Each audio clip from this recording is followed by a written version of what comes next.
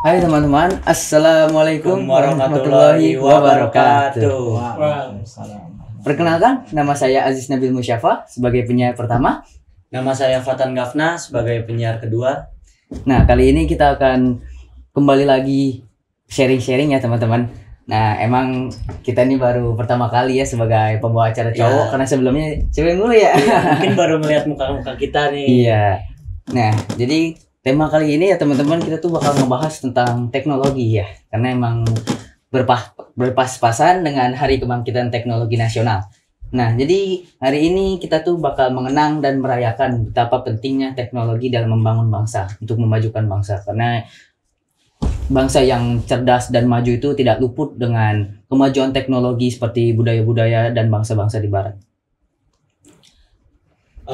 Untuk bintang tamu kali ini sebenarnya tidak jauh-jauh ya Jis ya. Iya, aduh. Ini masih keluarga kita ya termasuknya. Masih masuk dari keluarga Alhamidiyah. Jadi buat yang belum tahu, beliau ini salah satu ketua IKAH atau Ikatan Alumni Alhamidiyah. Mungkin teman-teman udah ada yang tahu siapa bintang tamu kita satu ini. Ya, ini padahal terkenal juga ya itu kan ya, kan punya jabatan ya. Jadi mari kita sambut ya Bang Rais. Assalamualaikum Bang. Gimana kabarnya? Warahmatullahi wabarakatuh. Alhamdulillah. Bang Rais. Sehat walafiat. Ini tadi sebelum dari sini kemana dulu tadi Bang Rais? Tadi sebelum dari sini kita ngajak istri jalan-jalan. Kebetulan hari ini jadwalnya lagi kosong ya kan. Terus juga alhamdulillah Allah kasih kesempatan kita silaturahim di pesantren Alhamidiyah tercinta. Sekalian nostalgia gitu ya. Nostalgia, iya. Jadi emang Alhamidiyah ini kalau misalnya udah lulus bakal tetap dikenang ya. Iya. Melekat. Iya, melekat di jiwa ya pasti. Namanya mondok ya. Iya, namanya pesantren kan begitu. Bang Rais dulu mondok berapa tahun tuh kalau boleh tahu? Jadi mulanya pesantren tuh tahun 2010 kalau nggak salah. Tahun 2010 kita lulus tahun 2016. Jadi sekitar baru berapa tahun yang lalu ya? 8 sampai 9 tahun yang lalu. Iya. Masuk tahun 2010, kita keluar tahun 2016, jadi kurang lebih pesantren itu 6 tahun. Iya, jadi 6 tahun lama ya. Iya, jadi lumayan lama lah untuk pesantren, dan emang semestinya segitu kan. Iya, jadi lulus banget. SD ya masih kecil, masih piik ya kan, masih dekat sama orang tua, tiba-tiba masuk pesantren karena kepengenan sendiri, akhirnya milih pesantren Alhamidiyah gitu. Iya sih, mondok itu kan bikin mental kuat ya. Iya. Jadi kayak mental baja. Iya, benar. Dari pertama baru lulus SD masih zaman-zamannya masih kayak manja banget ya. Habis itu SMP harus bergulat dengan kehidupan yang benar-benar nyata ya kayak gimana. Betul banget. Masuk pesantren ditinggal orang tua ya kan, pertama sih nangis, mana udah kesononya girang gitu. Biasa itu Pak ya. Nah, kalau misalnya dalam bangsa ini kan memang kalau bisa dilihat Bang Rais itu dalam perspektif tuh negara emang butuh kemajuan teknologi kan. Memang kayak masih butuh perbaikan aspek yang banyak banget gitu. Nah, menurut Bang Rais apa aja tuh yang diperluin? Kayak misalnya kan sekarang tuh kayak berita yang lagi hangat ya, itu kan termasuk teknologi kayak PPATK, itu kan teknologi di dalam perbankan juga tuh. Jadi gimana tuh menurut Bang Rais sendiri? Waduh, jadi bicara hari ini kita hadir untuk membicarakan tentang Hari Teknologi Nasional. Iya. Beranjaknya pertama itu teknologi nasional harinya ditetapkan yang kita pelajarin ya. Berbaca sebenarnya. Tahun 1995. Pada saat itu bangsa Indonesia yang sedang mengalami berbagai krisis, ternyata ada satu anak bangsa, seorang insinyur yang luar biasa menerbangkan pesawat N250. Iya benar. Yang sebelumnya N230 tahun 1995 diterbangkanlah pesawat N250 pertama buatan bangsa Indonesia pada tanggal 10 Agustus. Karena bangsa Indonesia ini melihat, wah ini pencapaian yang begitu besar, akhirnya DPR dan pemerintah menetapkan pada tanggal 10 Agustus itu sebagai Hari Kebangkitan Teknologi Nasional. Begitu. yang kita pahami. Itu zaman-zaman awal banget ya, baru kebangkitan ya. Iya. Itu kan termasuk Indonesia itu masih gahar-gaharnya, masih disebut macan Asia ya, seperti itu. Betul. pada saat kepemimpinan masa Jenderal Haji Muhammad Soeharto ya. Iya. Dan pada situ tahun 95 Pak Habibie meluncurkan pesawat N250 ya. Maka itulah jadi ditetapkan Hari Teknologi Nasional. Oh, iya. Jadi itu cuman lanjut pesawatnya itu kan mungkin nggak terlalu lama ya, maksudnya nggak secara pembuatan ya itu kan nggak berjalan selama beberapa tahun, itu berhenti kan? Iya. Bagaimana? Sempat ada ya konfrontasi yang mungkin nggak kita pahamin tapi dipahamin oleh masyarakat umum. Tapi pada intinya Hari Teknologi Nasional ini merujuk pada pengembangan dan pemanfaatan teknologi oleh suatu negara yang mana digunakan untuk meningkatkan yang pertama kesejahteraan utamanya, yang kedua kemandirian, dan yang ketiga iyalah karena kita lagi di pesantren bicara tentang keimanan.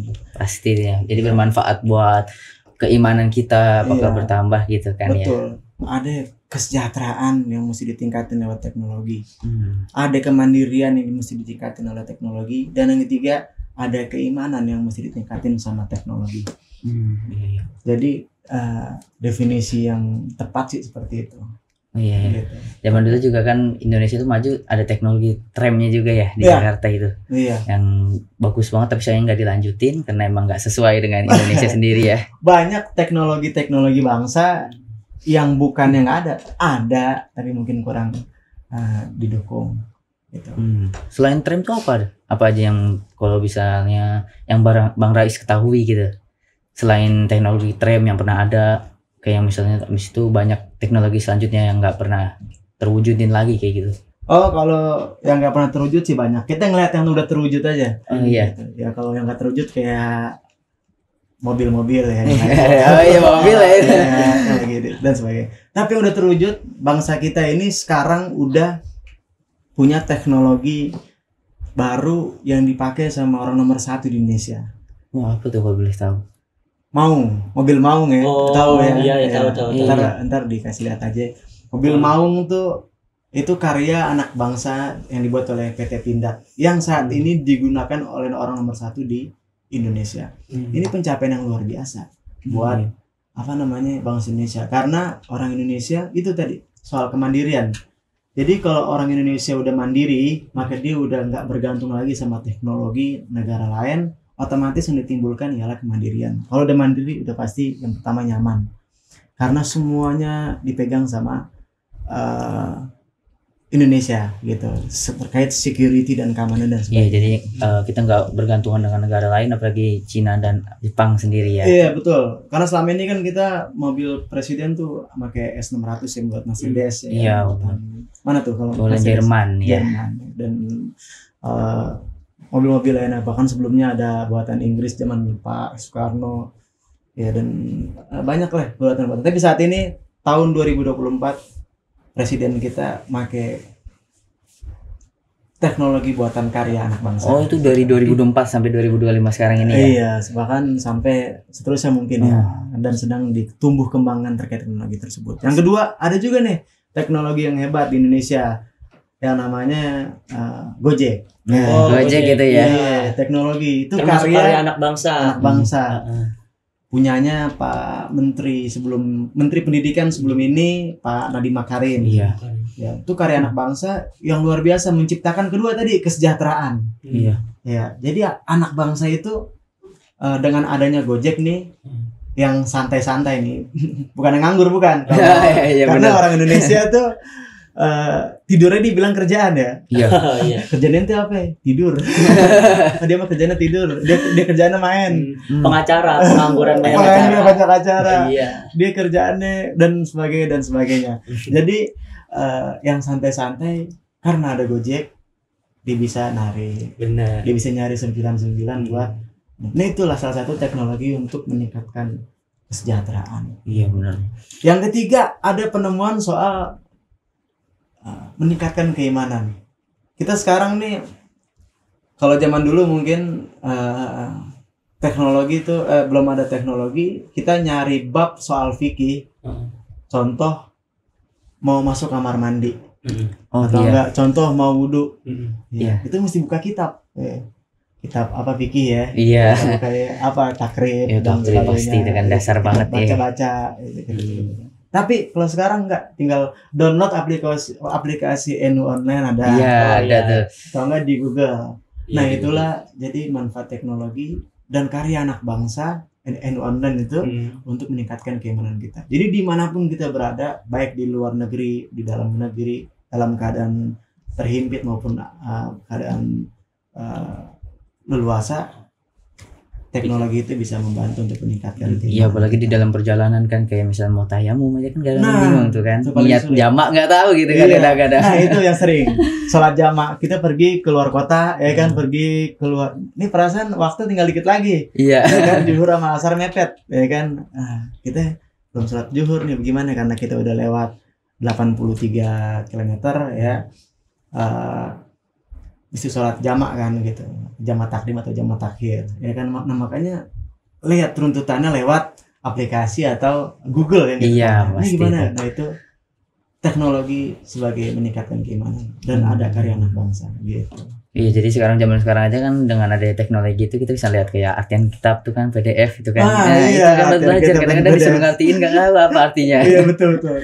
Iya, kayak sekarang banyak banget ya soal-soal apa ya, keagamaan yang mungkin orang sering berdebat antara YouTube dengan Ustadz gitu. Oh iya. Maaf, Oh, iya, banyak. atau Google dengan Ustadz gitu. Iya, banyak. Banyak ya. Jadi Ustadznya kita nanya nih, kadang ada murid nanya gitu ke Ustadz. Iya. Ustadznya di debat gitu. Oh iya, Iya, benar. sering ya. Banyak Iya, banget iya. kan itu. Ustadz, kata YouTube nggak begini. Ustadz, kata Google nggak begini. Nah, itu. Jadi ada juga yang seperti itu. Nah, jadi yang ketiga tadi teknologi punya manfaat, tujuannya untuk meningkatkan keimanan. Begitu. Lalu emang kan di zaman sekarang ini kan berarti kan butuh teknologi itu kan butuh suatu batasan. Yang menurut Bang Rais tahu apa aja sih batasannya, kayak kode etiknya kan kayak gitu. Oh, iya. Terus abis itu kayak misalnya nggak boleh ngelanggar apa kayak gitu kan, apalagi dengan hukum fikih kayak tentang kan zaman sekarang kayak pembullying cyber ya, cyberbullying itu kan termasuk sebenarnya di Islam itu sesuatu yang emang nggak diperbolehkan gitu kan. Zaman sekarang bukan bullying secara langsung tatap muka, di Twitter atau di IG pun bisa dicaci maki kan gitu kan, termasuk cyberbullying. Jadi yang menurut Bang Rais tahu apa tuh, gimana Terkait etik ya, etika. iya Sebenarnya udah sering ulama sampaikan tuh soal moral, etika dan akhlak. Makanya kita ini sebagai warga pesantren, apalagi alumni terus santri-santri, jangan sering bicara soal moral dan etika. Tapi karena moral dan etika itu batasannya nggak jelas. oh Iya. Tapi kalau ketika bicara akhlak, akhlak batasannya jelas. Iya. Jadi akhlak bermedia sosial, akhlak mengajar, akhlak diajar, akhlak sebagai warga negara dan sebagainya. Jadi yang kita pakai itu bahasa akhlak. iya Sehingga patokannya jelas apa? Patokan akhlak ialah Al-Quran dan hadis beserta sunnahnya Nabi Muhammad Shallallahu Alaihi Wasallam. Allahumma sholli wa sallim berkali. Nah, kita bicara soal etika, moral atau akhlak ya Iya. dari teknologi. Yang paling penting pertama itu nggak merugikan orang lain. Ya. Betul. Yang penting pertama itu dari cara berteknologi itu pertama nggak merugikan orang lain. Karena penyalahgunaan teknologi ini banyak sekarang. Iya, betul banget tuh. Ada scam. Iya. Ya. Ada belum lama kawan mencet satu tautan. Phishing ya, iya, phishing Ya, gitu. phishing ya sekarang ya. Iya, zaman Ya sekarang. kan, ya ATM-nya kekuras. Iya. Gitu. Padahal cuma 13.000 isinya. Kalau banyak kan juga lumayan panik ya pasti Iya. itu kan. Ya, itu apalagi banyak dan banyak penyalahgunaan media sosial. Dan inilah yang jadi batasan buat kita. Jangan sampai media sosial itu merugikan orang lain. Terus yang kedua, tindakan yang merugikan orang lain. Kita punya jari kan kadang nggak punya aturan. Iya. Kalau dulu mungkin salahnya mulut, tapi sekarang salahnya jari. Lagi iseng, lagi kesel sama pacar kita, Iya. lagi kesel sama orang teman kita, gitu, atau kesel dengan siapapun, kita ketik dah tuh di Instagram, di Snapgram, di bikin WhatsApp, story gitu. Padahal tujuan kita buat orang itu, tapi tiba-tiba ada 7 orang yang kesinggung. Oh Nah, iya benar kan? tuh Sering gitu kadang-kadang ya. ya. Iya, misalnya dia mah enak kayak Dia gitu mah gitu enak, lah, ya. judulnya gitu doang ya depannya, jadi dia mah enak dan sebagainya. Jadi penyalahgunaan itu tuh merugikan orang lain.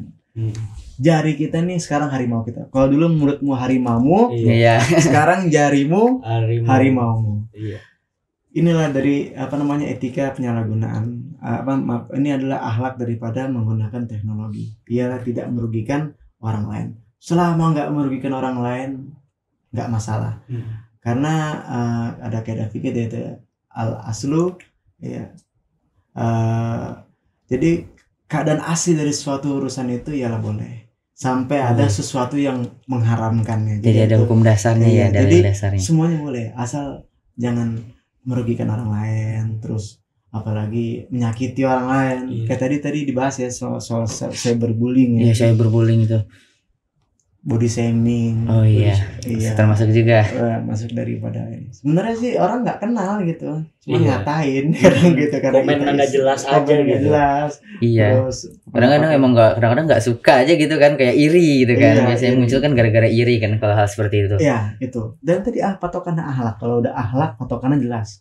Al-Quran, hadis dan perbuatan Nabi selama Nabi hidup. Inilah jadi batasan-batasan kita sebagai umat Islam. Iya benar. Makanya teknologi ini jangan sampai jadi sebab rusaknya akhlak bangsa. Oh iya betul.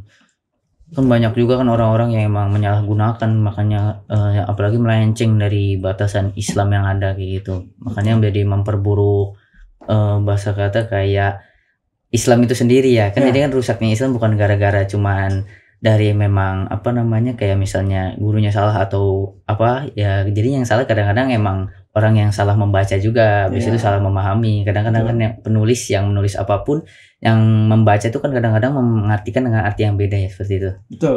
Bahkan memang tadi betul tuh soal ustadz yang nanya atau siapa yang nanya gitu, atau salah belajar gitu. Iya. sebenarnya. Makanya saya pernah juga diskusi sama Ustadz di Alhamidia.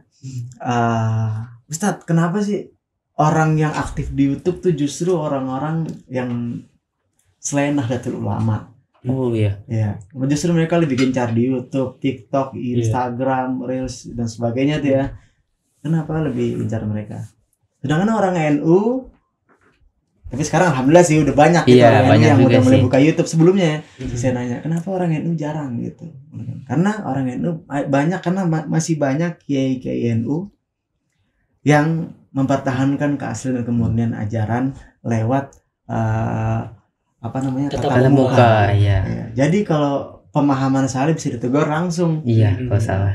gitu. Tapi sekarang banyak, termasuk kita punya kepala pengasuh Iya. Profesor Dr. Kiai Haji Iman Fatur Rahman M.Hum. Iya. Beliau kiai kontemporer. Iya, Ya, hebat punya banget. YouTube, mencerdaskan bangsa dan juga memberikan solusi atas setiap persoalan. Mungkin banyak gaya-gaya ulama-ulama yang memang jadi panutan begitu. Terus tadi banyak yang ngomong salah guru dan sebagainya. Iya, benar tuh. Tadi sebenarnya lebih ke menekankan bahwasanya semua itu harus dilihat dari esensinya. Esensi itu ya persoalannya. Jadi kalau soal agama ditanya nama yang ahlinya. Kadang kalau dengar dong suka salah. Iya, kan kalau misalnya kita belajar ada yang tidur aja kan melenceng gitu kan, yang Iya. nggak sesuai dengan apa yang diajarkan gitu. Diajarin. Apalagi yang orang lagi punya masalah, ya ngebuka YouTube, ngebuka TikTok, ngebuka dan sebagainya. Ini lihat pas banget masalah dia nih. Padahal ini nggak benar. Karena pas sama hati dia disebar biasanya kan. Iya. Iya. Masalah dan persoalan buat kita. Hmm. Jadi gitu. Terus kalau misalnya emang kayak hal yang salah guru tersebut, memang kayak kan selain tatap muka tuh misalnya apa bahasa katanya ya, kayak selain misalnya orang yang memang jauh tapi memang orang yang disukainya tuh kan nggak bisa datang kan ya, jadinya memang kalau belajarnya tuh selain dari jauh itu kayak gimana tuh? Maksudnya Apalagi gimana? kayak misalnya kita belajar nih kan dengan ustadz yang jauh nih, tapi kitanya kayak ragu nih tentang apa yang menurut beliau sampaikan. Nah gitu kan pengen berdiskusi ya kan, Iya, rasanya diskusi. kayak itu, tapi nggak bisa datang. Apa yang menurut Bang Rais bisa apa namanya bantu kayak gitu? Jadi sebenarnya kalau misalnya ada pendapat lain, misalnya jauh, ya kita tinggal tanya guru yang ada di sekitar kita. Kita tanya, menurut Ustaz, menurut ini beneran nggak nih? pendapat ini. Kalau ada yang bilang salah bagaimana, kalau ada yang bilang benar bagaimana. Jadi ditanya dengan yang ahlinya lagi. Oh iya. Gitu. Kadang kesalahannya kita nggak tahu, ya kan? Nanya, oh ini Ustaz nggak benar nih pendapatnya nih. Kita share tuh ke YouTube atau ke komen-komenan deh, sehingga merusak apa yang jadi konten dan fokus dia. Jadi tanya Ustadz yang ada di sekitar kita Oh iya. terkait persoalan itu, solusinya begitu. Nah terus balik lagi ke topik yang teknologi. Oh ya, teknologi. Yang paradigma masyarakat misalnya kayak mereka tuh nggak menerima tentang kayak teknologi tuh menurut Bang Rais kayak apa? Kan banyak ya masyarakat pedalaman yang merasa kalau kemajuan teknologi itu kayak sesuatu yang berbeda dengan kultur mereka ya kayak gitu. Menurut Bang Rais tuh kayak gimana? Kalau menurut kita teknologi itu instrumen aja, alat. Untuk tadi itu bisa meningkatkan kesejahteraan, kemandirian, daya saing, keimanan. Teknologi itu instrumen, alat yang dipergunakan seseorang atau oleh negara untuk meningkatkan kebutuhannya. Kalau ada wilayah-wilayah terpencil yang memang tidak menerima teknologi, itu menjadi haknya mereka. Pilihan ya jadinya. Bisa jadi karena mereka tidak menggunakan teknologi, mereka merasa terjaga. Oh iya. Bisa jadi mereka meningkat. Bisa jadi mereka emang terbiasa dengan hal ini sehingga ya udah emang ngapain perlu ada teknologi. Iya, rasa tercukup gitu. ya, cukup ya. Udah cukup gitu. Bahkan contoh di Papua. Oh iya. Iya, atau di Baduy yang dekat ya, atau yang jauh di Papua. Itu jangan kita melihat mereka nggak menggunakan teknologi karena mereka tertinggal. Bisa jadi mereka justru lebih maju daripada kita Di dalamnya yang kita nggak tahu gitu ya. Contoh, kita sakit kemana? Kalau di sini poliklinik, berobat, Dokter. ya kan, dokter. 3 hari, 4 hari, 5 hari, 7 hari sembuh. Iya. Bener nggak? Iya. Tapi orang Baduy dia sakit nggak pakai ke dokter. Ke orang pinter di sekitarnya dibacain sedikit sembuh. Sembuh ya itu. Nah, itu tergantung daripada keyakinannya mereka. Terus apakah kita bisa nyalahin mereka? Enggak juga. Tapi dari esensinya hari kebangkitan teknologi nasional, ialah gimana nih cara merujuk pada pengembangan dan pemanfaatan teknologi yang ada di negara kita. Fungsinya apa? Sehingga orang-orang yang melek teknologi bisa menjaga dari orang yang tidak bisa melek atau enggak mau bahkan masuk ke dalam teknologi. Apakah ditanya teknologi kalau yang nggak pakai teknologi nggak bahagia? Belum tentu. Kita lihat di video-video ya, bahkan di luar negeri ada di Afrika yang sebagaimana yang nggak pakai teknologi masih senyum, ya kan? Iya benar. Masih bisa makan dan sebagainya. Tapi dia nggak bisa melakukan apa yang kita lakukan daripada teknologi. Itulah fungsi teknologi, menjaga daripada yang nggak melek teknologi. Gitu. Begitu ya. Jadi kan teknologi ini juga kan pasti berkembang sangat cepat ya jadinya. Kayak tadi tuh kayak nggak ada yang nggak masuk ke dalam pedalaman kan, salah satu kayak gitu kan berarti teknologi yang nggak merata ya. Iya. Kan apalagi kalau mungkin kalau yang Baduy itu kan memang hak mereka, jadi pilihan mereka. Tapi kalau misalnya memang ada daerah yang butuh teknologi tetapi kayak misalnya pemerintah nggak bisa memfasilitasi kan, apalagi kayak wifi atau internet yang ada itu nggak memadai untuk belajar, kegiatan belajar mengajar, itu bakal mempengaruhi banget kan. Nah lalu apa yang harus kita lakukan nih sebagai masyarakat gitu kan, bukan sebagai pemerintah seperti itu. Oke, jadi soal pemerataan ya. Iya, sebenarnya teknologi itu bicara soal kesempatan. Ada orang yang punya kesempatan menggunakan, ada orang yang nggak punya kesempatan untuk menggunakan teknologi tersebut. Oleh karenanya pertama mesti ada pengembangan fasilitas terkait teknologi yang ada di nggak usah jauh pesantren gitu. Mungkin zaman dulu 15 tahun yang lalu mungkin atau 20 tahun yang lalu orang ke sekolah bawa ini bukan pesantren ya, orang ke sekolah bawa HP itu nggak boleh. Iya benar. Ya benar ya. Iya. Mungkin ya, atau orang tua atau abang atau kakak dan sebagainya itu sekolah ke sekolah bawa HP itu nggak boleh. Tapi zaman sekarang soalnya aja di HP. Iya benar. Gitu. Ya, sehingga teknologi itu terus masuk dan merangsek ke dalam kehidupan kita. Soal bagaimana tidak merata, yang pertama juga karena pengembangan fasilitas. Yang kedua itu penting karena pelatihan terus peningkatan sumber daya manusianya. Setelah fasilitasnya ada, orangnya nggak bisa make kan percuma juga. Iya, benar. Di Jakarta pernah dicanangkan soal program WiFi seDKI. Oh iya benar. Bener kan? Zamannya Pak Basuki Cahayapurnama, Pak Ahok ya. Pak Ahok ya. Iya. Terus akhirnya ada beberapa yang hilang di wilayah-wilayah. Karena apa? Karena kurangnya pengembangan sumber daya manusianya. Ngeri katanya ntar disadap. Ngeri katanya ntar ini hilang dan sebagainya. Iya. Nah itu jadi karena sumber daya fasilitasnya ada, tapi sumber daya manusianya kurang. Oh iya benar. Gitu. Terus juga ada yang sampai saat ini belum belanja online. Sekarang kita banyak ya belanja online ya. Iya. Ada apa ya sebagainya itu, Shopee sebagainya, aplikasi Oren, aplikasi Biru, aplikasi apa ya. Orang tuh yang kedua karena nggak ada pelatihan, pengetahuan tentang teknologi tersebut, sehingga orang ini ragu, takut. Bahkan ada yang pernah saking penasaran ya karena dia nggak ikut pelatihan, dia asal tuh pesan, gue pengen nyoba, saya pengen nyoba pesan baju di online. Katanya dia pesan baju ukuran XL, yang datang baju ukuran anak-anak, kadang kan miniatur baju. Oh iya. Ada yang terakhir pesan bangku ya, pas datang ternyata bangku miniatur kan gitu. Udah bayarnya COD gitu. Bayarnya COD. Itu Iya. karena dia apa? Karena kurang pelatihan dan peningkatan sumber daya manusia. Jadi yang pertama soal fasilitas, yang kedua soal Kesiapannya. sumber daya manusia. Terus yang ketiga soal lingkungannya. Setelah kita meningkatkan fasilitas, sumber dayanya hebat, ya sumber dayanya hebat, maksudnya ngerti. Yang ketiga lingkungannya. Orang yang udah menggunakan manfaat teknologi dan dia lebih tahu daripada yang lainnya, biasanya nih namanya manusia kan tipikalnya mau ngambil untung. Lingkungannya nggak baik. Daerah bener tadi itu. Ketika orang tahu dia pengen beli sesuatu, ya dia udah percaya nih sama aplikasi. Karena lingkungannya nggak bagus, dia jual barang-barang yang emang nggak sesuai dengan kebutuhannya. Ya, jadi yang ketiganya soal lingkungan.